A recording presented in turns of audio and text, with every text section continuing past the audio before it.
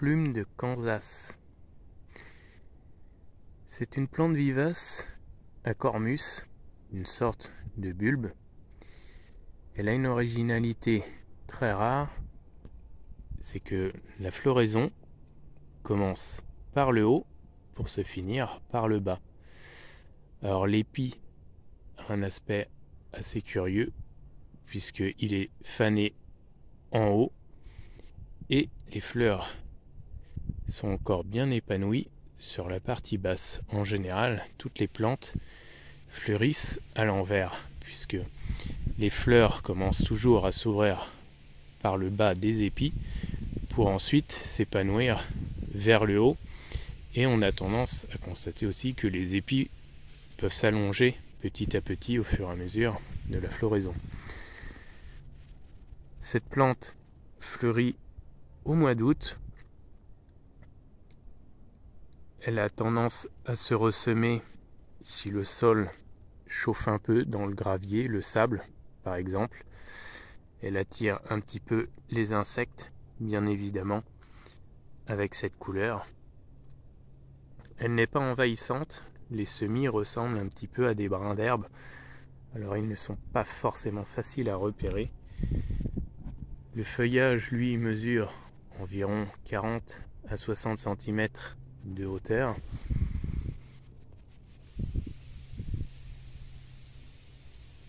Caduc, bien sûr. Les tiges florales sont très feuillées et les feuilles sont de plus en plus petites au fur et à mesure qu'elles sont placées en hauteur sur les tiges.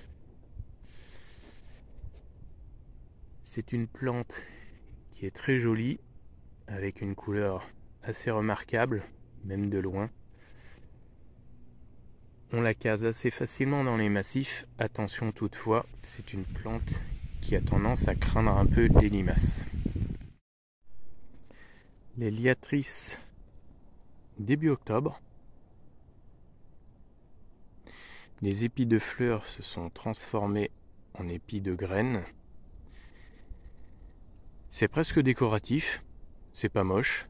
Alors la teinte du feuillage a changé puisque le feuillage n'est plus du tout vert, mais plutôt un peu bronze, pourpre, plus ou moins couleur flamme par endroits, un peu rougeâtre.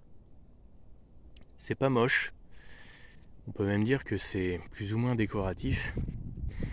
On peut imaginer aussi qu'avec quelques gelées et un petit peu de givre sur tout ça, ça pourrait être assez décoratif.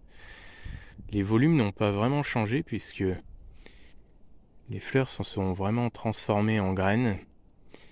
Graines plus ou moins aidées avec des petits fils qui dépassent pour prendre un peu plus le vent. C'est une plante qui se ressème assez facilement. Par contre, on ne peut pas dire que ce soit une plante qui voyage beaucoup.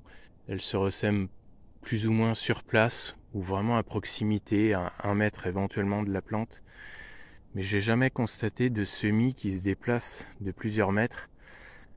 Alors même si les graines peuvent s'envoler un petit peu avec le vent, elles n'iront pas très très loin. Ce n'est pas du pissenlit qui peut voyager à plusieurs mètres, voire plusieurs dizaines de mètres. D'ailleurs, on voit un pissenlit ici. Et eux, les pissenlits, quand ils se sèment, on voit les graines qui se déplacent quasiment à l'horizontale avec le vent. Les graines qui sont très aidées avec un système de petits poils qui les aident à planer avec le vent. Alors ici on a une plante qui n'est pas encore totalement sèche, le feuillage est encore vert. On voit bien la différence.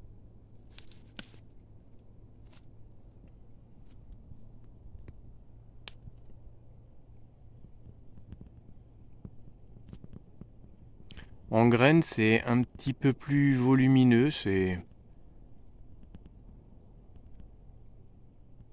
c'est presque aussi joli que lorsque les fleurs sont bien ouvertes. La différence, c'est vraiment uniquement la couleur. Alors évidemment, il faut aimer ces teintes-là, mais personnellement, je trouve ça plutôt très original.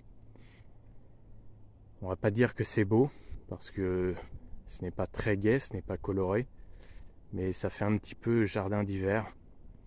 Je trouve ça quand même assez joli.